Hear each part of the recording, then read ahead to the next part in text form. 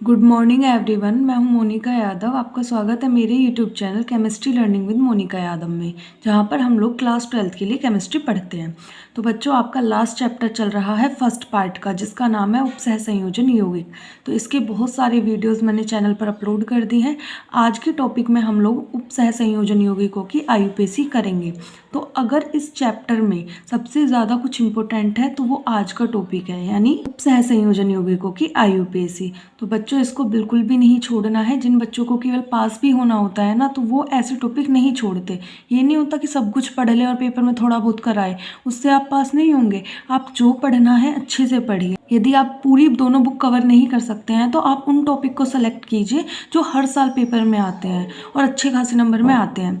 तो ये भी आपका कुछ ऐसा ही टॉपिक है जो हर साल आता है और ये टॉपिक आएगा 100%। इस चैप्टर में बहुत सारे टॉपिक हैं ऐसे इंपॉर्टेंट, जैसे वर्नर का सिद्धांत हो गया, और भी 2-3 सिद्धांत है, वो भी इम्पोर्टेंट है। बट उनके चांस 95% होते हैं कि वो आ जाए, क्योंकि अगर वो लास्ट ईयर आया होगा तो इस साल फिर से दोबारा नहीं आएगा, या लास्ट ईयर अगर वो लॉन्ग में आया तो इस बार शॉर्ट में आएगा, है ना। तो इस तरीके से क्वेश्चंस चेंज हो जाते हैं। हो सकता है वो ना भी आए, क्योंकि 95% ही चांस होते हैं आने के, 5% तो ना आने की भी है। बट इसके पूरे 101% चांस है कि ये एग्ज़ाम में आएगा ही आएगा। तो आपको ये बिल्कुल भी नहीं छोड़ना है। तो बच्चों, अगर आपने पीछे के 2-3 लेक्चर बहुत ज़्यादा इंपॉर्टेंट है, अगर वो नहीं देखे होंगे तो आज की वीडियो बिल्कुल भी आपको समझ में नहीं आएगी।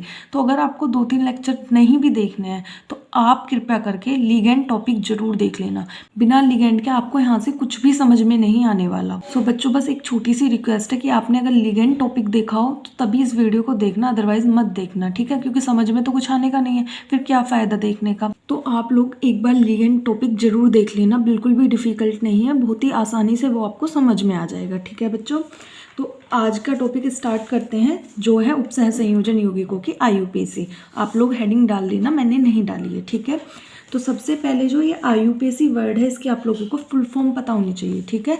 तो क्लास 12th में नहीं पूछी जाती, 10th में आने के चांस होते हैं कि आ जाए। तो अगर ये आती है या नहीं आती है तो भी आपको फुल फॉर्म पता होनी चाहिए। तो मैं लिख देती हूँ क्या होती है। बच्चों, मैंने फुल फॉर्म लिख दी है आयुपेसी की, जो है international union of pure and applied chemistry. तो आप लोगों को इस फुल फॉर्म को याद कर लेना है। तो अब हम क्या करते हैं, 2 एग्जाम्पल को साथ लेके चलेंगे, ठीक है बच्चों। तो मैं एक तो ले रही हूँ, आपका फर्स्ट नहीं ले रही हूँ, सेकंड वाला एग्जाम्पल। चलो सेकंड को छोड़ो, पहले लेते हैं फोर्थ वाला, ठीक है। आपको समझ में आएगा जब मैं करा दूंगी ना मैंने उनको क्यों छोड़ा है, ठीक है। तो ये मैंने कौन सा एग्जाम्पल लिख लिया है, फोर्थ। यहाँ पे नंबर भी डाल दिया है। इसको कैसे बोलेंगे, CONH3 की होल हेक्सा और SO4, ठीक है। एक एग्जाम्पल ले रही हूँ मैं बच्चों, ये वाला ले रही हूँ, ठीक है। इसका है थर्ड, K4NiCN का होल टेट्रा, ठीक है। मैंने 2 एग्जाम्पल लिए हैं। तो बच्चों, मैंने आप लोगों को बता रखा है कि किसी भी उपसह संयोजन यौगिक के बहुत सारे पार्ट होते हैं, है ना। जैसे इसमें केंद्रीय धातु परमाणु है, लिगेंड है, समन्वय सत्ता है, उपसह संयोजन परिसर है। पिछले की सारी वीडियोस में मैं आपको ये सारे टॉपिक क्लियर कराती आ रही हूँ। लेकिन आपको पता है मेन 2 पार्ट होते हैं किसी भी उपसह संयोजन यौगिक के। तो एक पार्ट तो आपको ये दिख रहा होगा, एक पार्ट ये दिख रहा है ना। सेम इस वाले में एक पार्ट आपको ये दिख रहा है और एक पार्ट आपको ये दिख रहा है। हमें यहाँ से एक बात समझ में आ रही है कि किसी भी उपसह संयोजन यौगिक के 2 पार्ट हैं, एक जो ब्रैकेट के बाहर है और एक जो ब्रैकेट के अंदर है, यानी एक ब्रैकेट वाला, ठीक है। ऐसे ही यहाँ पर एक जो ब्रैकेट वाला पार्ट है और एक ब्रैकेट के बाहर वाला। तो हमें एक पॉइंट तो क्लियर हो गया कि यहाँ पे 2 भाग होते हैं, ठीक है। तो आप लोगों को मैंने लास्ट वीडियोस में भी बता रखा है, जो ब्रैकेट में है उसको बोलते हैं उपसह संयोजन परिसर या फिर समन्वय सत्ता। तो लिख देती हूँ मैं उपसह संयोजन परिसर। तो बच्चों, मैंने लिख दिए हैं दोनों हिस्सों के नाम। ये जो पहला होता है ब्रैकेट के अंदर, इसका नाम है उपसह संयोजन परिसर, और यहाँ पर जो दूसरा है इसका नाम है आयनिक मंडल। अब ब्रैकेट के बाहर वाला तो यही है ना, आगे हो पीछे हो, हमें उस बात से मतलब नहीं है। हमें मतलब है कौन ब्रैकेट के बाहर है और कौन ब्रैकेट के अंदर है। तो ये बाहर है तो इसका नाम है आयनिक मंडल, और ये ब्रैकेट वाले हिस्से का नाम समन्वय सत्ता। तो आप उपसह संयोजन परिसर बोलिए, समन्वय सत्ता बोलिए, दोनों एक ही बात है।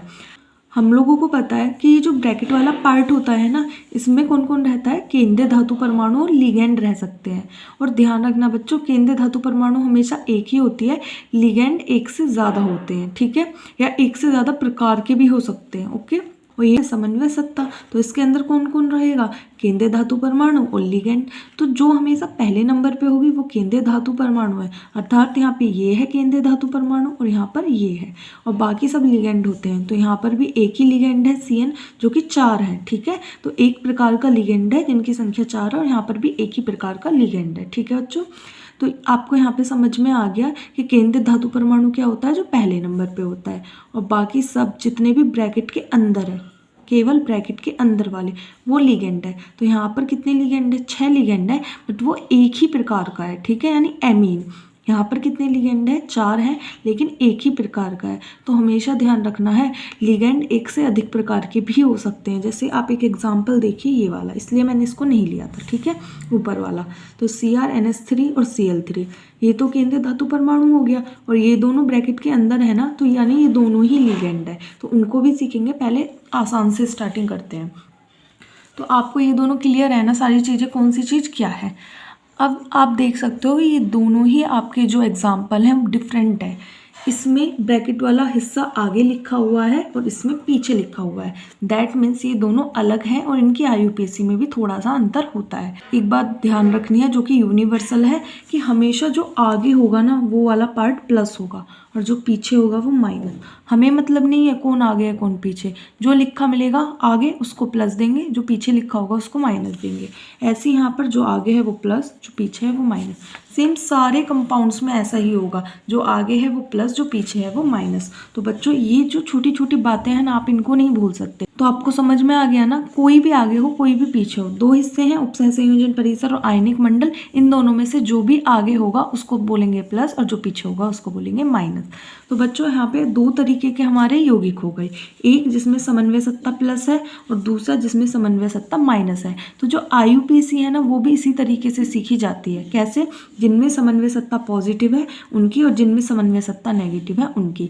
तो पहले आज के लेक्चर में हम लोग कितना कवर करेंगे कि जिनमें समन्वय सत्ता पॉजिटिव होती है उनकी IUPAC कैसी होगी, यानी जिसमें ब्रैकेट आगे होता है। ठीक है, तो आज के टॉपिक में केवल हम इस टाइप के जितने भी कंपाउंड होंगे उनकी IUPAC कवर करेंगे। ठीक है बच्चों, तो मैं इसको दोबारा उतार देती हूँ। CONH3 का होल हेक्सा ब्रैकेट बंद और SO4। ठीक है बच्चों, तो ये आपका क्वेश्चन है।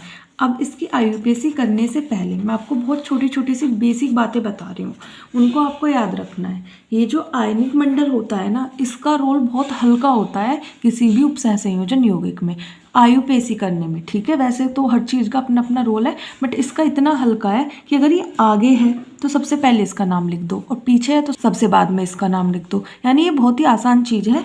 अगर आगे दे रखा है आयनिक मंडल तो सबसे पहले लिखेंगे, पीछे है तो सबसे बाद में लिखेंगे। और अगर ये क्वेश्चन में है ही नहीं आयनिक मंडल तो हम नाम भी नहीं लिखेंगे। जैसे फर्स्ट क्वेश्चन ही देख लीजिए, ब्रैकेट है ना, तो ये तो समन्वय सत्ता होगी, ब्रैकेट के बाहर तो कुछ लिखा ही नहीं है, ना आगे ना पीछे, यानी इसमें आयनिक मंडल है ही नहीं। तो आयनिक मंडल का नाम कहाँ से लिखेंगे, तो नहीं लिखना। तो हमें यहाँ से एक पॉइंट मिला कि अगर आगे है तो आगे लिखेंगे सबसे शुरुआत में, पीछे है तो पीछे लिखेंगे। ठीक है, तो आज तो पीछे वालों का सीख रहे हैं, कल आगे वालों का सीखेंगे। ठीक है, तो इस टाइप के कंपाउंड्स को हम ले रहे हैं। तो हमने ले लिया है ये वाला कंपाउंड। इसका नाम लिखने से पहले एक बहुत छोटी सी बात है, आप लोग उसको नोट कर लीजिए। ठीक है, उसको आप रूल मान सकते हो, और ध्यान रखना बच्चों ये रूल किसी भी बुक में नहीं मिलेगा। ठीक है, तो ये रूल सिर्फ समन्वय सत्ता पर लागू होगा। क्यों? क्योंकि समन्वय सत्ता की ही IUPAC आप लोगों को बस करनी सीखनी है। ये जो आपका आयनिक मंडल है, आगे है तो आगे नाम लिख दो, पीछे है तो पीछे लिख दो, बस। ठीक है, तो हमें समन्वय सत्ता की IUPAC करना आना चाहिए, मेन बात ये है। तो फिर आपको सबकी करनी आ गई। ठीक है, तो हमें पता है समन्वय सत्ता के अंदर एक तो होता है केंद्रीय धातु परमाणु, ठीक है, केंद्रीय परमाणु, और एक होता है लिगेंड। लिगेंड एक से अधिक प्रकार के भी हो सकते हैं। ठीक है, तो दो प्रकार की ये चीज़ें होती हैं। ठीक है, तो हमें क्या करना होता है, ऐसे नहीं जो पहले उसका नाम पहले लिख दो, जो बाद में उसका नाम बाद में लिख दो, ऐसे नहीं करना होता। ठीक है, तो सबसे पहले नाम लिखते हैं लिगेंड का। किसका? लिगेंड। और लिगेंड से भी पहले लिखना है नंबर ऑफ लिगेंड। ठीक है, यानी वो लिगेंड कितने हैं। जैसे यहाँ पर 6 है, कहीं 5 होंगे, कहीं 4 होंगे, तो सबसे पहले ये लिखना है, ना कि इसका नाम लिखना। ठीक है, ध्यान से सुनना, पहले क्या लिखेंगे, नंबर ऑफ लिगेंड, कि लिगेंड कितने हैं। उसके बाद उस लिगेंड को लिखेंगे जिसका नाम लिखा है, और उसके बाद सेंट्रल मेटल का नाम लिख दीजिए। और उसके बाद क्या करना है, सेंट्रल मेटल के बाद इसकी ऑक्सीकरण अवस्था, ठीक है। और उसके बाद अगर आयनिक मंडल है तो उसको पीछे लिख दीजिए और आगे है तो आगे लिख दीजिए। आपको समझ में आया ये रूल? तो आपको बस इतना रूल याद कर लेना है। ये अगर आपने ये याद कर लिया ना तो आपको आईयूपीएसी आ गई। सबसे पहले नंबर ऑफ लिगेंड, उसके बाद लिगेंड, उसके बाद सेंट्रल मेटल यानी केंद्रीय परमाणु, और उसके बाद उसकी ऑक्सीकरण अवस्था, ठीक है। उसके जस्ट बाद ब्रैकेट लगा के लिखते हैं। तो अगर हम करेंगे तो हमें ज़्यादा क्लियर होगा, तो अब करते हैं, ठीक है बच्चों। तो आयनिक मंडल तो पीछे है तो नाम तो इसका पीछे जाएगा, तो स्टार्ट करते हैं यहाँ से। अब इसमें सबसे पहले इसका थोड़ी लिखेंगे, क्यों नहीं लिखेंगे, क्योंकि ये सेंट्रल मेटल है। और सबसे पहले किसका लिखते हैं हम लोग, लिगेंड का, लेकिन लिगेंड से भी पहले उसके नंबर्स का। तो यहाँ पर 6 लिखा हुआ है, तो 6 को इंग्लिश में 6 बोलते हैं, बट इंग्लिश में नहीं, केमिस्ट्री में चलना है, ठीक है। तो कैसे आपको याद कर लेना है, 1 के लिए हम लोग मोनो का यूज़ करते हैं, लेकिन अगर लिगेंड एक है तो किसी भी नाम का यूज़ नहीं करेंगे, कुछ नहीं लगाएंगे, ठीक है बच्चों। 2 से स्टार्ट करो, इसको छोड़ सकते हो, बट मैं बता रही हूँ जैसे CO होता है तो हम इसको कार्बन मोनोऑक्साइड बोलते हैं, ठीक है बच्चों। तो इसलिए एक के लिए मोनो का यूज़ करते हैं, बट मोनो का यूज़ उपसय संयोजन यौगिकों में नहीं होगा, ठीक है। तो 2 से स्टार्ट करते हैं, 2 3 4 5 6, सिर्फ इतना याद कर लीजिए। 7 को भी लिख दीजिए, इससे ज़्यादा याद करने की ज़रूरत नहीं है। तो 2 को बोलते हैं डाई, 3 को बोलते हैं ट्राई, 4 को बोलते हैं टेट्रा, 5 को बोलते हैं पेंटा, 6 को बोलते हैं हेक्सा, और 7 को बोलते हैं हेप्टा, ठीक है। हिंदी में आप लोग लिख सकते हो डाई, ट्राई, टेट्रा, पेंटा, हेक्सा, हेप्टा, ठीक है बच्चों। तो इस तरीके से इनके नाम होते हैं। तो यहाँ पे क्या है, 6, तो 6 के लिए क्या आएगा, 6 के लिए आएगा हेक्सा। तो सबसे पहले लिखेंगे हेक्सा। हमने सबसे पहले हेक्सा ही क्यों लिखा, क्योंकि हेक्सा है नंबर ऑफ लिगेंड, कितने लिगेंड है सबसे पहले हमें ये लिखना होता है, ठीक है। हेक्सा के बाद लिगेंड का नेम लिखेंगे। तो लिगेंड क्या है, NH3। वैसे तो इसका नाम अमोनिया होता है, लेकिन लिगेंड का नाम मैंने आपको क्या बताया था, एमीन। अब जिन बच्चों ने लिगेंड टॉपिक नहीं देखा है वो लोग बहुत ज़्यादा कंफ्यूज होंगे, ठीक है। तो मैं आपसे एक रिक्वेस्ट कर रही हूँ कि आप लोग लिगेंड को ज़रूर देख लेना, और लास्ट में मैं लिगेंड वाला पेज एक बार आपको दिखा दूँगी, आप उसका स्क्रीनशॉट ले लेना, ठीक है बच्चों। तो हेक्सा एमीन, उसके बाद लिगेंड तो हो गया ख़त्म। इसके बाद कौन है, केंद्रीय धातु परमाणु। तो उसके बाद इसी का नाम लिखते हैं, क्या नाम है इसका, CO। C बड़ा और वो छोटा, तो इसका नाम होता है कोबाल्ट। तो लिख दीजिए कोबाल्ट, और कोबाल्ट के जस्ट बाद बनाना है ब्रैकेट, और ब्रैकेट में लिखनी है कोबाल्ट की ऑक्सीकरण अवस्था। तो ऑक्सीकरण अवस्था अभी निकालेंगे, इसका भी काम खत्म कर लेते हैं साथ ही। तो ये क्या होता है, SO4 सल्फेट, ठीक है। तो हमने लिख लिया सल्फेट। आपको क्लियर है ना, हेक्सा एमीन कोबाल्ट सल्फेट। अब निकालेंगे कोबाल्ट की ऑक्सीकरण अवस्था। तो कैसे निकालेंगे, जिसकी निकालनी होती है उसको मानेंगे बच्चा X। तो हमने माना CO को कितना, X मान लिया। NH3 पर चार्ज होता है 0, क्योंकि ये उदासीन लिगेंड है, ठीक है। तो लिगेंड टॉपिक प्लीज़ देख लेना, वरना कुछ भी समझ में नहीं आएगा, तुम्हें लगेगा मैम पता नहीं क्या पढ़ा रही है, हम नहीं देख रहे वीडियो, ठीक है। तो लिगेंड देखोगे तभी समझ में आएगा। X+, उसके बाद NH3 का 0, और एक NH3 की होती है ना 0 बच्चे। यहाँ पे कितने NH3 हैं, 6 है ना, तो 6 की भी मल्टीप्लाई कर दीजिए, ठीक है। प्लस SO4 की कितनी होती है, -2, तो यहाँ पे लिख दीजिए -2। अब आपको दिख रहा है इस यौगिक के ऊपर कुछ लिख रहा है क्या, नहीं लिख रहा, तो इसका मतलब इसके ऊपर चार्ज है 0, ठीक है बच्चों। जिसके ऊपर कोई चार्ज नहीं लिख रहा उसका मतलब होता है उसके ऊपर चार्ज 0 है। तो सबकी ऑक्सीकरण अवस्थाओं को जोड़कर और केंद्रीय धातु परमाणु को X मानकर उसके चार्ज के बराबर रखते हैं। यहाँ पर तो 0 के बराबर रखेंगे, और जहाँ पर लिखा होता है तो उसको इसके बराबर ही रखते हैं। जैसे यहाँ पे 2+ है तो Mn को X मान के इसकी ऑक्सीकरण अवस्था को उसमें जोड़ के और 6 की मल्टीप्लाई करके बराबर रखेंगे 2+ के, ठीक है। ऐसे ही यहाँ पर 4+ के, माइनस होता है तो माइनस के, ठीक है बच्चों। तो जिस पर कुछ नहीं लिख रहा उसको किसके बराबर रखना है, 0 के। आते हैं अपनी ऑक्सीकरण अवस्था पर। तो अब इसको बस सॉल्व कर लेना है। X 0 में 6 की मल्टीप्लाई करेंगे 0, तो इसका काम तो खत्म। प्लस माइनस माइनस 2 = 0, ठीक है। तो X की वैल्यू आ गई 2। तो बच्चों हमेशा ध्यान रखना है, जो ऑक्सीकरण अवस्था होती है केंद्रीय धातु परमाणु की, उसको रोमन में लिखना है। तो 2 को रोमन में ऐसे बनाते हैं, ठीक है बच्चों। ये टॉपिक भी मैंने आपको करा रखा है, केंद्रीय धातु परमाणु की ऑक्सीकरण अवस्था कैसे निकालते हैं। तो अगर आपके पास टाइम है तो लिगेंड को और केंद्रीय धातु परमाणु दोनों को देख लेना, अदरवाइज आप लिगेंड को देख लीजिए। केंद्रीय धातु परमाणु की तो मैं निकाल कर बता भी नहीं हूँ, आप लोग थोड़ा सीखेंगे तो यहीं से सीख जाएंगे, देखने की भी ज़रूरत नहीं है। तो बच्चों एक दो एग्जाम्पल और करते हैं। तो ये 2 एग्जाम्पल है, मैं इनको और करके बताती हूँ आपको। तो ये आप देख सकते हो, ये आगे वाला पार्ट प्लस और ये वाला माइनस। ऐसे ही यहाँ पर ये तो आगे ही है और इसके ऊपर प्लस चार्ज है तो मतलब प्लस ही है। अगर यहाँ माइनस होता ना तो इसकी IUPAC माइनस की तरह होती है, ठीक है बच्चों। और कोई चार्ज नहीं होता तो भी प्लस वालों की तरह होती है। दोबारा समझिए, अगर मैं इस 2 प्लस को यहाँ से हटा देती हूँ तो इसकी IUPAC ऐसे ही होती है जैसे इनकी करते हैं हम लोग, क्योंकि कोई चार्ज नहीं है तो हम लोग मान लेंगे प्लस, ठीक है। और अगर इसके ऊपर माइनस लिख रहा है ना तो हम इसकी IUPAC कैसे करेंगे, जो मैं आपको कल सिखाऊंगी उस तरीके से, ठीक है। और अगर प्लस लिख रहा है तो फिर प्लस वालों की तरह ही करनी है, ठीक है बच्चों। तो हमें पता है आगे वाला प्लस है, तो हम समझ गए कि ये जो हमारा यौगिक है ना, इसमें समन्वय सत्ता आगे है तो इसकी IUPAC ऐसे ही होगी जैसे आज कर रहे हैं, ठीक है। तो इसीलिए मैंने इस एग्जाम्पल को लिखा है। तो कैसे करते हैं, सबसे पहले नंबर ऑफ लिगेंड, ठीक है। तो 6 ही हैं, इसको लिख देंगे हेक्सा। उसके बाद लिगेंड का नाम, इसका नाम होता है एमीन। उसके बाद लिगेंड तो ख़त्म, अब आ जाते हैं लिगेंड के जस्ट बाद कौन, केंद्रीय धातु परमाणु जिसका नाम है निकिल। ध्यान रखना निखिल नहीं है, निकिल। और उसके जस्ट बाद ब्रैकेट, लास्ट में किसको लिखते हैं, आयनिक मंडल को, ठीक है। इसका मतलब ये नहीं है कि लास्ट में ही लिखना है आयनिक मंडल को, आगे है तो आगे लिख दीजिए, पीछे है तो पीछे लिख दीजिए। और बच्चा एक बात ध्यान रखना, कुछ बच्चों का डाउट होता है कि यहाँ पे तो Cl2 है, ठीक है।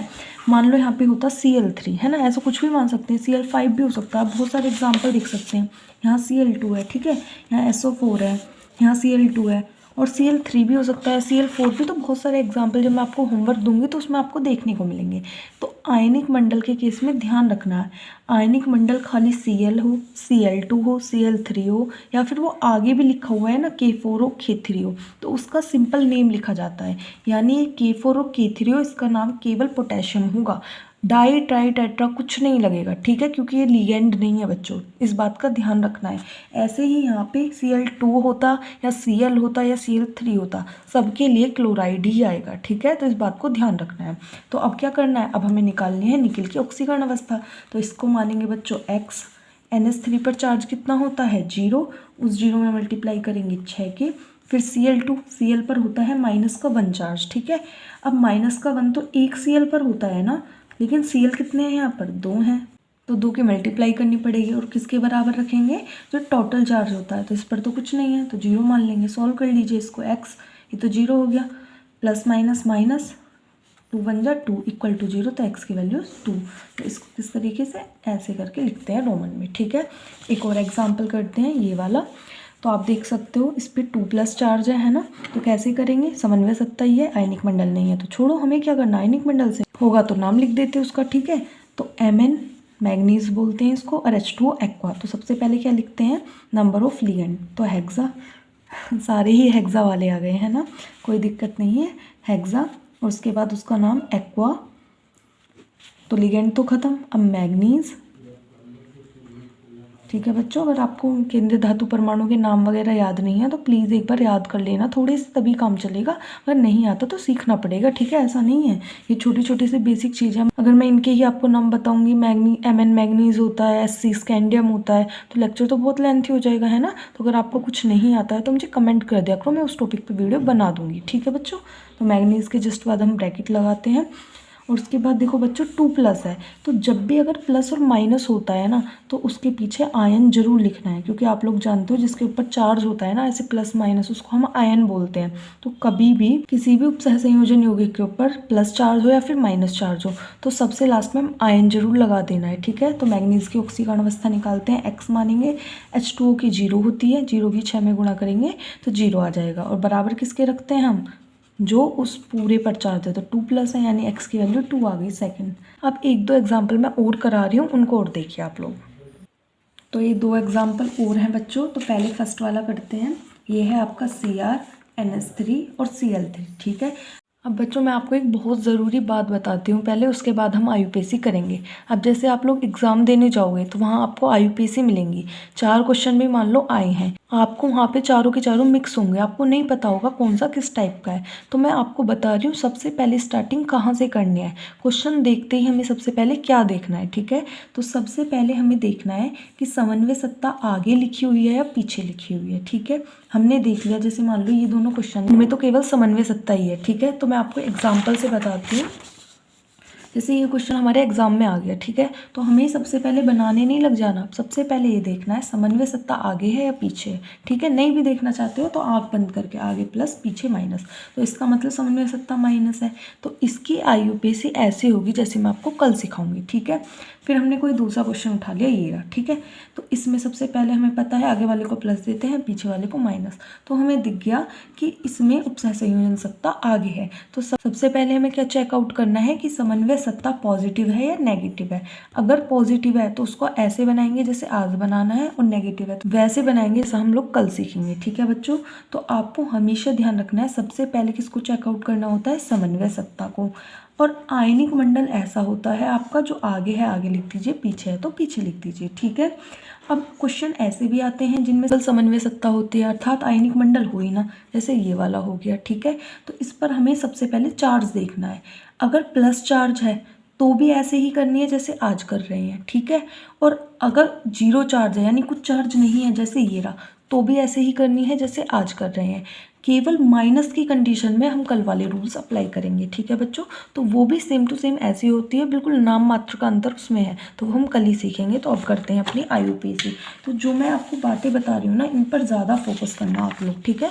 तो एग्जाम में यही पॉइंट्स आपकी हेल्प करेंगे, ठीक है। तो आपको ये दिख गया यौगिक। अब इसमें हमें पता है सबसे पहले क्या करना होता है, हमें सबसे पहले लिगेंड, और लिगेंड से भी पहले नंबर ऑफ लिगेंड। तो पहले छांट लेते हैं कौन क्या क्या है। पहला सेंट्रल मेटल है, उसके बाद जो भी होते हैं वो लिगेंड, ये भी लिगेंड है और ये भी लिगेंड है। अब हमारे सामने 2 लिगेंड है, ठीक है, और 2 की जगह 20 भी होंगे तो भी डरना नहीं है, ठीक है। तो अब यहाँ क्वेश्चन ये है कि हम कौन से लिगेंड को पहले लिखें और कौन से लिगेंड को हम लोग बाद में लिखें, ठीक है। आप लोगों ने रजिस्टर तो देखा ही होगा अपने स्कूल का, है ना। जो अटेंडेंस रजिस्टर होता है उसमें आप लोगों के जो नाम लिखे होते हैं ना, वो अल्फ़ाबेट से लिखे होते हैं, है ना। जैसे मान लो कोई लड़का है जिसका नाम आनंद है और कोई लड़की है जिसका नाम आरती है, ठीक है। एक और मान सकते हो आप, बबीता मान लीजिए, है ना, कोई भी नाम ले लीजिए, ठीक है। तो सबसे पहले कौन आएगा, आनंद आएगा या फिर आरती या फिर बबीता। सबसे पहले तो ए वाले आएंगे ना, तो ए वाला हमेशा पहले आएगा, बी वाला उसके बाद सी वाला, ठीक इसी प्रकार से लिगेंड में होता है। जो अल्फ़ाबेटिकली पहले है उसका नाम पहले लिखेंगे, जो बाद में है उसका नाम बाद में लिखेंगे, ठीक है। अब जैसे एक वर्ड से आ गए दोनों ए से, तो नेक्स्ट वाला देख लेते हैं, इसमें ए है इसमें भी ए है। अब नेक्स्ट वाला मिल गया तो अब थर्ड वाला देख लीजिए, इसमें एन है और इसमें आर है, तो एन पहले आता है, आर एन पहले आता है ना, तो इसलिए आनंद का पहले आएगा। सेम ऐसा ही इनमें होता है, ठीक है। तो इसको तो एमीन बोलते हैं, AMMINE, ठीक है। तो ए आ गया, और इसको क्या बोलते हैं, क्लोरो। तो पहले ए आएगा, सी पहले ए आएगा, तो पहले नाम लिखा जाएगा अमाइन का, तो अमाइन का नाम लिख देते हैं एमीन। अब यहाँ पे देखिए NH3 के आगे नंबर्स तो कुछ लिखे ही नहीं हुए ना, NH3 का होल 6 करके कुछ नहीं है, तो खाली एमाइन लिखेंगे। ये थोड़ा सा गलत हो गया था बच्चों, क्वेश्चन में यहाँ पे 3 लिखा हुआ है, ठीक है, तो इसलिए ट्राई लगा देना है। नहीं लिखा होता तो ऐसे ही लिख देते एमीन को, तो लिखा हुआ है तो इसलिए हम क्या लगाएंगे, ट्राई। तो पहले हमने नंबर ऑफ लिगेंड लिख दिया ट्राई, उसके बाद जिस लिगेंड का नंबर था उसका नाम लिख दिया एमीन। अब दूसरे लिगेंड को लिखो, इस लिगेंड का Cl का नाम क्या होता है, क्लोरो, लेकिन कितने हैं 3, तो इसको भी ऐसे लिखेंगे ट्राई क्लोरो। समझ में आया, दोबारा एक बार देखिए, इतना ही।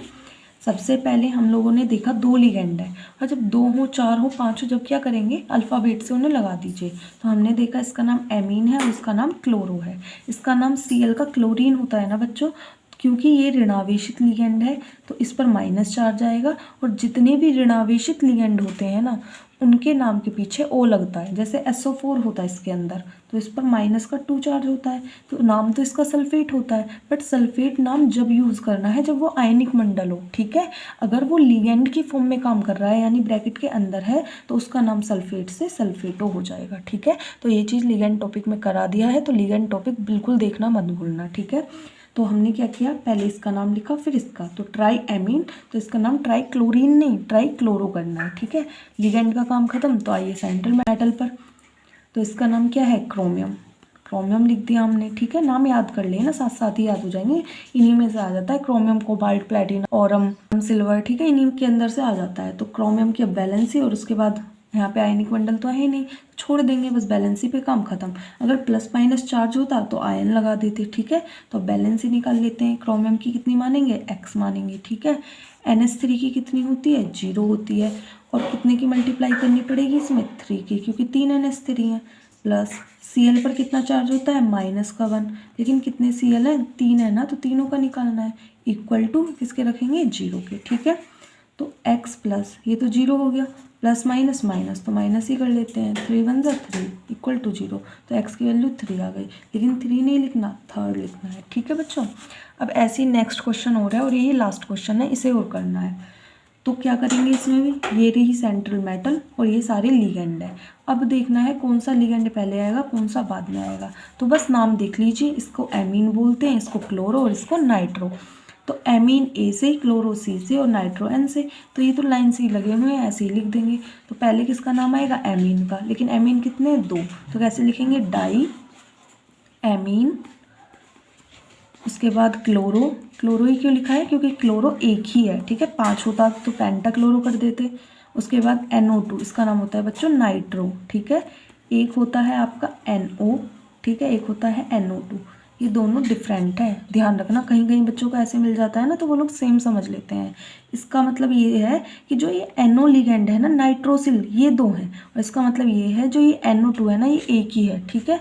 तो नाइट्रो और उसके बाद प्लैटिनम, और प्लैटिनम के जस्ट बाद प्लैटिनम की वैलेंसी, ठीक है। तो निकाल लीजिए, कैसे निकालते हैं। प्लैटिनम को x मान के, NH3 की 0 होती है, 0 मल्टीप्लाई कर दीजिए 2 की, Cl की कितनी होती है -1, कोई और तो है ही नहीं तो मल्टीप्लाई तो करनी नहीं, और NO2 की भी कितनी होती है -1 इक्वल टू 0। तो सॉल्व कर दीजिए, ये तो 0 माइनस माइनस प्लस और एक कितना हो जाएगा 2, तो x - 2 इक्वल टू 0 और x की वैल्यू हो जाएगी 2। तो यहाँ पे कितना कर लेना है, सेकंड लिख देना है, ठीक है।